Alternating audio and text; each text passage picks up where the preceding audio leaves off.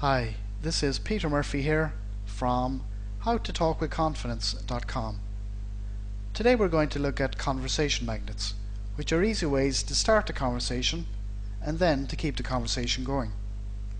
Once you start using what we covered today, you'll always know what to say to people. Let's start then by looking at the three types of conversation magnet.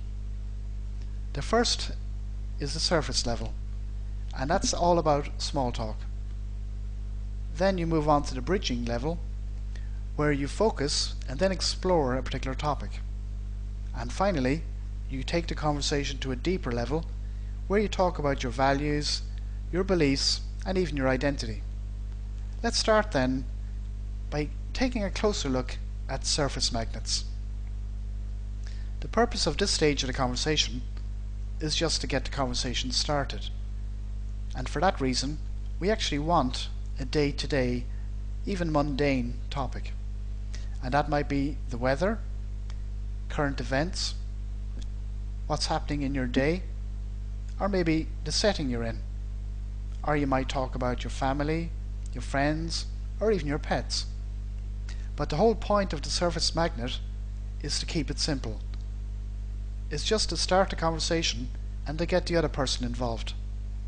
Once you've achieved that, you move on to the next stage, and that's where you want your bridging magnet. What is your bridging magnet? Well, you don't actually know until you get into the conversation, and the way you find out is by paying close attention to the other person and listening very carefully to what they say and also to how they say it. So you want to be listening, watching, and taking in what's happening and looking at the body language. And what you're doing at this stage is looking for a common topic that you can talk about with the other person, something you'll both find interesting. And unfortunately, I can't tell you, look, talk about X or Y. It doesn't work like that. Every conversation is different, and you need to bear in mind that when you're at the bridging stage, it's about testing, it's about trial, and it's about making mistakes and correcting your mistakes. There's no blueprint I can give you that you can use in every conversation. You need to have this attitude that you're testing and you're looking for a common topic. One way to do that is through personal disclosure. You tell the other person a little bit about yourself, and then again you pay close attention to their reaction to see if they're interested. Let's say I said to you, I'm planning a vacation to Florida next month, and I'm watching you very carefully, and I noticed that when I said the word vacation, your eyes lit up. Well, there, right away, I've got an indication you might like to talk about vacations. Let's say when I said the word Florida, you weren't that interested. Well, then I'll avoid talking about Florida, but I might talk a bit more about vacations. So you see, this is all about testing, and it's about trial and error, and it's about being flexible and letting the conversation develop. That takes you to the next stage, which is the deeper level of the conversation. So at this point, through the exploration and trial and error, you've found a topic of conversation that you both want to talk about. How do you take that deeper? You take it deeper by talking about what you love and by talking about what you're interested in. And not just you, but what the other person loves, what they enjoy, and what they're interested in. And that's all to do with values, beliefs, and identity. Values, again, are what's important to you. People like to talk about what's important to them, and they like to talk about their beliefs and their identity or their sense of who they are. So, in a nutshell, that's how you go deeper. You start, like I said earlier, with the surface level, where you just explore the mundane, day-to-day topics. Then you bridge through trial and error, looking for something more interesting. And then, once you have an interesting topic that you both want to talk about, you're not done yet. You want to go deeper.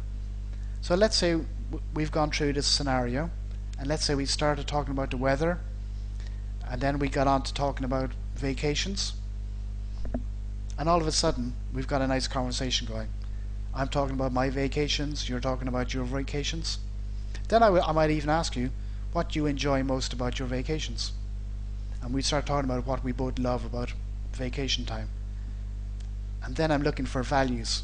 What's important to you about vacation? And I might even ask that question. I might say, what's most important to you about your vacation time?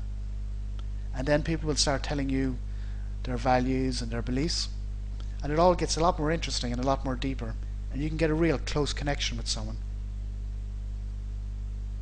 So to wrap up, this whole attitude of moving the conversation along is about taking control. You take control of the conversation.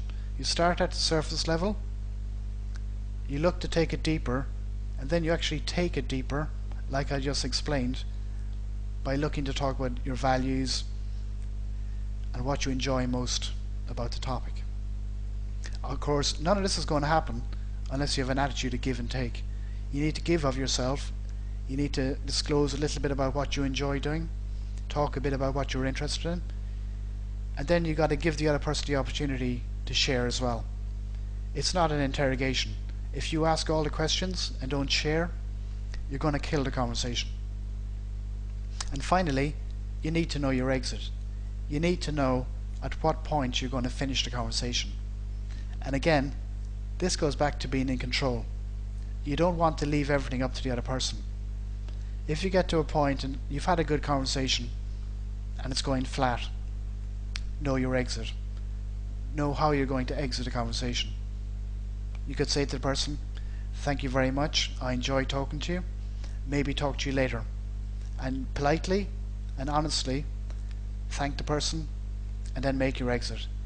There's no need to stand there feeling awkward, not knowing what to say. You can actually take charge and make your exit. Okay, that's it for now.